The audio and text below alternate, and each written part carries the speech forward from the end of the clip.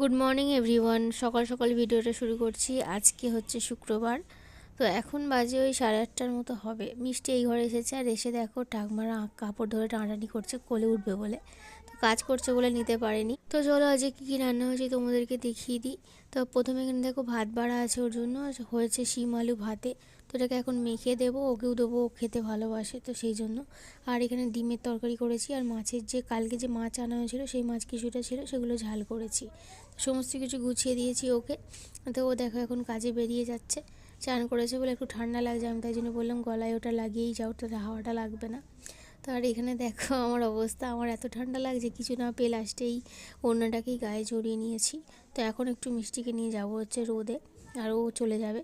আর আমার ফোনে তো এখনও ব্যালেন্স ভরে দেয়নি, তো বেলায় রিচার্জ করে দেবে বললো ওর ওখান থেকে, বন্ধুর কাছ থেকে। তো তারপরে তোমাদেরকে আজকে হয়তো তাড়াতাড়ি ভিডিও দিতে পারবো। তো যাই হোক, এখানটায় দেখো এখন কাজে চলে যাচ্ছে, আর এখনও অনেক কাজ পড়ে আছে। তো মিষ্টি আবার ওই এটা ওর জেঠু, তো জেঠুদের বাড়ি গিয়েছিলো। তো তারপরে আমি কিন্তু সমস্ত কাজগুলো কমপ্লিট করেছি। বাসন মাজা, খাওয়ার যে বাসনগুলো ছিল টিফিন খাওয়ার, সেই বাসনগুলো মেজেছি। তারপরে রুদ্র চান করেছে, জামা প্যান্ট পরেছিল, তো সেগুলো কেচে দিয়েছি। তো অনেকটা টাইম পেরিয়ে গেছে, এখন দেখো ওই 11:30 মতো বাজছে। তো মিষ্টির জন্য খাবার করব। আজকে ওকে একটু অন্যরকম খাবার দেবো। এখানে দেখো আলু, বাঁধাকপি, শিম এই সমস্ত কিছু কেটে নিয়েছি। এটা দিয়ে মুসুর ডাল দিয়ে একটা সিটি মারবো, মেরে একটা মানে মাখা মাখা ডাল মতো করব, সবজি ডাল টাইপের। কিন্তু মানে সবজি ডাল যেরকম হয় সেরকমটা নয়, কিন্তু খেতে কিন্তু টেস্টি হবে। তো ওটা ওকে বানিয়ে খাওয়াবো ঠিক করেছি। আর এখানটা দেখো এখন খুব খেলা করছে, আর আজকে অনেকদিন পরে নুপুর পরিয়ে দিয়েছি, তাই জন্য দেখো এরকম করে আনন্দে করে মানে পায়ের দিকে দেখে দেখে দৌড়ে দৌড়ে হাঁটাহাঁটি করছে। তারপরে কিন্তু ওকে খাইয়ে দিয়েছিলাম। খাইয়ে দেওয়ার পরে ও কিন্তু আজকে খুব ভালোভাবে খেয়ে নিয়েছে। যে ডালটা বানিয়েছি নতুনত্ব, তো ওর খেতে ভালো লেগেছে, তাই জন্য ও খেয়ে নিয়েছিল। প্রতিদিন কিন্তু যখনই ওকে খাওয়াই না কেন, ও কিন্তু গাল থেকে 2-3 বার করে ফেলে দেয়, যেহেতু একঘেয়ে জিনিস খায় সেই জন্য। তবে আজকে যেহেতু অন্যরকম খাবার পেয়েছে, তো সাথে একটু ডিমও দিয়েছিলাম আমাদের থেকে, তো সেই জন্য না ও খুব সুন্দরভাবে খেয়ে নিয়েছে। এখন দেখো চান করিয়ে দিয়েছি, ড্রেস পরিয়ে দিয়েছি। তো এখন ও একটু খেলা করছে, বেলুন দেওয়া হয়েছে একটা, তারপরে কিন্তু ও ঘুমিয়ে পড়েছিল। এখন বাজে বিকাল 5টা। এইমাত্র এই ঘরে এসেছি। তো এইখানটা দেখো ঘরটা এখনো কিরম যেন আলো আলো হয়ে আছে না? তো বেশ ভালো লাগে জানো তো, ঘরে এরকমভাবে আলো প্রবেশ করলে। আর ওই ঘরটায় না আমার মোটে ভালো লাগে না, আলো একটু থাকে না। তো প্রথম থেকেই না আমার এত বছর বিয়ে হয়েছে, ওই ঘরটা আমার ঠিক পছন্দ নয়। কিন্তু কি করব, টাকা পয়সা ছিল না, উপায় ছিল না যে একটা আলাদা নিজেদের জন্য ঘর করার। তো খাওয়ারই মানে যে খাবো, যে একটা ভালো মন্দ কিছু খাওয়ার ইচ্ছা হচ্ছে, সে টাকাটুকুও আমাদের কাছে থাকতো না। অনেক কষ্ট করেছি, অনেক পেরিয়েছি, কাউকে কোনো কথা কখনো বলিনি। কারণ সবাই এটা ভাববে যে প্রেম করে বিয়ে করেছি বলে, ভালোবেসে বিয়ে করেছি বলে হয়তো এত কষ্ট হচ্ছে। অনেকে তো সবাই মানে এই কথাটাই তো প্রথমেই বলবে। তো সেজন্য কোনোদিনও কাউকে কিছু বলিনি এই সমস্ত বিষয়ে। তো মানে কোনো হয়তো মানে কি বলবো, কোথাও যাওয়ার জন্য চিন্তা করতে হতো যে এই জায়গাটায় যাব, টাকা দরকার, টাকা নেই, তো সেখানটায় গিয়ে কিভাবে মানিয়ে নেব। তো এই টাকার জন্য মানুষ আমাদেরকে অনেক অপমান করেছে, মানে মানুষ বলে কখনো করেনি, এখনো অবধি করে। তো সেই সমস্ত জায়গা থেকে যাওয়া ছেড়ে দিয়েছি, অনেকটাই কম যাই। তো আস্তে আস্তে আরও হয়তো ছেড়ে দেব। শুধুমাত্র টাকার জন্য যারা মানুষকে বিচার করে, তাদের সাথে আমার মনে হয় যোগাযোগ না রাখাটাই ভালো, সে যতই নিজের কাছের আত্মীয় হোক না কেন। এটা মনে হয় এখন, আসলে তখন বুঝতাম না, তখন অনেকটা ছোট ছিলাম। তো এখন অনেক কিছু বুঝি, এবং আমি একটা মেয়ের মা হয়ে যাওয়ার পরে আরও অনেক অনেক কিছু বুঝতে শিখেছি, যেটা আগে কখনোই বুঝতে পারতাম না। তো রুদ্রর আমার সেম এজ, ও আমার থেকে মাত্র 1 বছরের বড়। তো সেই জন্য আমাদের মানে মেন্টালিটি মানে প্রচণ্ড দেরিতে এসছে, আমাদের ম্যাচুরিটি প্রচণ্ড দেরিতে এসেছে। তো এখন আমরা সেগুলো রিয়েলাইজ করি যে আমরা এত কিছু হওয়ার পরেও কেন সেখানে গিয়েছিলাম, কেন কথা শুনেছিলাম, কেন অপমানিত সহ্য করেছিলাম। আরে এমন করে অপমান করবে না হেসে হেসে, তোমার মনে হবে যে তোমাকেই বলছে, কিন্তু তুমি তাকে মানে চার্জ করতে পারবে না যে তুমি কেন কথাগুলো বলছো। তখন মনে হবে, তখন সে হয়তো বলবে যে আমি তো ইয়ার্কি করে বলছি, এরকম একটা ব্যাপার। তো আমার মতো জায়গা থেকে হয়তো অনেকেই এই জিনিসটার মধ্যে দিয়ে গেছো। তো ওই তো সেই সেই সময় থেকে দাঁড়িয়ে তো একটা ঘর করার মতো মানে চিন্তা ভাবনা তো করতেই পারতাম না। পৌরসভা থেকে এই ঘরটা আমরা পেয়েছি, সরকারি ঘর। তো সেই জন্য আমরা ভীষণ লাকি মনে করি নিজেদেরকে। অন্তত একটা থাকার ঠাঁই তো জুটেছে, এটাই এখন আমাদের কাছে অনেক। সেটা মানে যেমনই হোক না কেন, সেটা থাকতে পারছি সেই জায়গায়, মিষ্টিকে নিয়ে ভালোভাবে আছি, এটা আমাদের কাছে এখন অনেক। তো ওই যে বললাম প্রথম থেকে আমার ওই ঘরটা ঠিক ভালো লাগতো না। তো কেন জানি না ওই ভাইবসটা আমার ঠিক ভালো লাগে না, এখনও পর্যন্ত লাগে না। মনে হয় যেন খালি এই ঘরে চলে আসি, কিন্তু আসতে পারি না, কারণ ওই ঘরে সমস্ত কিছু রয়েছে আর কি। আস্তে আস্তে সবই এই ঘরে শিফট করবো, খালি রান্নাটাই ওই ঘরে করা হবে। তো এটাই ডিসিশন নেওয়া হয়েছিল ঠিক 1 বছর আগে, যখন আমি ওখানে ছিলাম। কিন্তু আমি আসার পরে অন্যরকম দেখলাম আর কি। তো এই আর কি। তো কতদিন মানে ওখানে সেরকম সবসময় যে থাকছি, ওটা আমি এইখানে ট্রান্সফার করে দেবো, সবসময় এখানে থাকবো। মিষ্টিটা একটু বড় হোক, মিষ্টি এখন খুবই ছোট।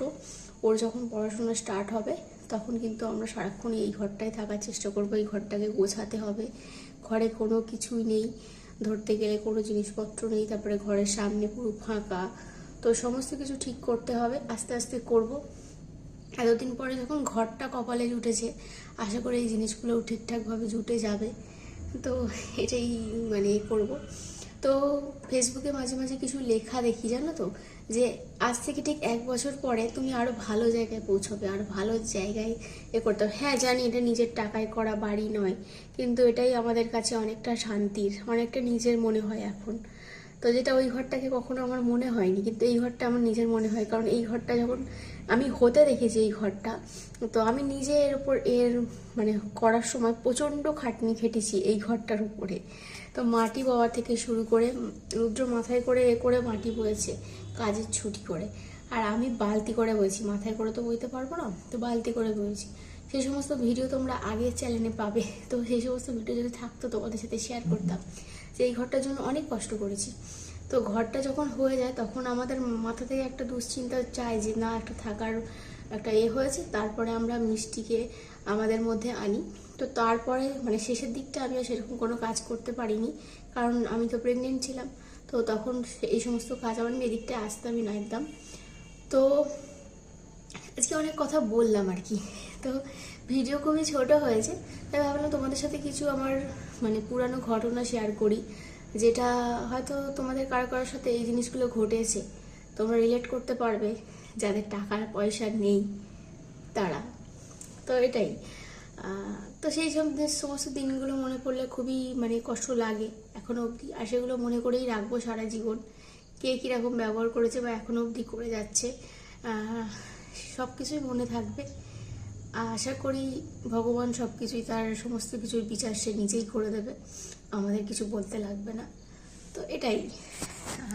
তো এই জন্যে বলছি, এই যে ঘরের ভিতরে আলো ঢুকছে এখনো অবধি, মানে সন্ধ্যা হতে যায় এই সময়টাতেও, তো এটা বেশ ভালো লাগছে। ঘরটা বেশ সুন্দর আলোকিত হয়ে থাকে সব সময়, যেটা ওই ঘরে কখনোই আমি পাইনি। তো ওই ঘরটা আমার ভীষণই বোরিং লাগে। তো ওই ঘরটা ছেড়ে অনেকবার বেরিয়ে যেতে চেয়েছি, অনেকবার নিজেদের মতো টিন দিয়ে আলাদা করে ঘর করতে চেয়েছি, কিন্তু ওই যে বললাম টাকা ছিল না, তো নিজের মতো কোনো ঘর কখনো করতে পারিনি। তো এটা আমি হয়তো খুব নিজের নয়, কিন্তু এটাকে খুব নিজের মনে হয় আমার, যেহেতু এটার পিছনে আমি অনেক হেঁটেছি আর কি, যখন এটা বানানো হয়েছে তখন। তো এই তো। আর এই ঘরটা পরিষ্কার করা মানে যখন থেকে এই ঘরটা কমপ্লিট হয়েছে তখন থেকে এই ঘরটা পরিষ্কার করা, সমস্ত কিছু করা রুদ্রর আমি সমস্ত কিছু করেছি। তো এই ঘরটা ওই জন্য নিজের নিজের মনে হয়। তো নিজের ঘরে এলে একটা আলাদাই শান্তি পাওয়া যায়। তো এখন সেটা ফিল হয় জানো তো। তখন অত শত বুঝতাম না, তখন ভাবতাম যে না, আমি এখান থেকে চলে যাই, অন্য কোথাও গিয়ে হয়তো ভালো থাকবো।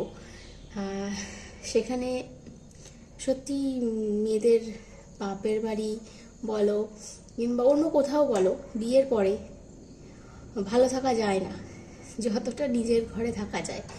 তো আমি সেজন্য চেয়েছিলাম যে নিজের একটা আলাদা ঘর হোক। তো আজকে হয়েছে, খুব নিজের না হলেও হয়েছে, তো এটাই আমার কাছে অনেক। তোমরা হয়তো ভাবছো যে এত কথা বলছি, মিষ্টির আওয়াজ পাচ্ছ না। তো মিষ্টি গেছে ওর ঠাকুমার সাথে ঘুরতে দোকানে। তো সেই জন্য আমি একটু কথা বললাম আজকে তোমাদের সাথে, একটু মনের ফিলিংসটা শেয়ার করলাম। তো যাই হোক, তো আমি এসেছি সন্ধে দিতে। তো এত আলো আলো দেখে বেশ ওই সমস্ত দিনগুলোর কথা মনে পড়ে গেল, মানে অন্যরকম কথা তোমাদেরকে বলে ফেললাম। তো আমি তো তো যাই হোক, চলো এখন সন্ধে দেব, পরে আবার কথা হবে। তো তরকারি গরম করে রেখে এসেছি রাত্রে রুটি খাওয়ার জন্য, ডিমের তরকারি আছে সকালে যেটা করেছিলাম, আর রুটি করলেই হয়ে যাবে, আর সেরকম কোনো কাজ নেই। তাই বলুন তোমাদের সাথে কিছু কথা শেয়ার করি। তো চলো এখন দেখতে থাকো ভিডিওটা, পরে কথা হবে। আজকে দেখো মিষ্টি খুব খুশি। আজকে আমরা আসতে একটু লেট করেছি, 10টা মতো বাজতে যাই, কিন্তু ওর বাবাকে খাইয়ে দেবে বলেছে, তাই ও ভীষণ খুশি। আসলে ও কিন্তু আমাদের কথা কিন্তু বুঝতে পারে, হয়তো বলতে পারে না, কিন্তু অনেকটাই হাবে হাবে বুঝিয়ে দেয় যে ও আমাদের কথা বোঝে। তো এই তো তো দেখো ওর বাবাকে খাওয়াতে যাচ্ছিলো, কিন্তু আমি মানে ও দু গাল এক গাল খেয়ে না খেতে চাইলো না। তারপরে আমি কি করলাম, আবার ভালো করে মানে খাবারটা ওকে খাইয়ে দিলাম। ও না আসলে আমাদের এখানে কারোর কাছেই খেতে চায় না সেরকমভাবে, তো আমি না খাইয়ে দিলে ওকে, ওই জন্য আমি সবসময় খাইয়ে দেওয়ার চেষ্টা করি। এই যে দেখো এখন ঘুমিয়ে পড়েছে, অনেকক্ষণ ঘুমিয়েছে, তারপরে আমরা খাওয়া দাওয়া করেছি। তো এখন আমিও শুয়ে পড়েছি, রুদ্র ওই ধারে শুয়ে পড়বে। তো খুবই ঠান্ডা লাগছে, মানে কি বলবো, আর এত ঠান্ডা পড়েছে আজকে। তো যাই হোক, আজকের ভিডিওটা এখানেই শেষ করলাম।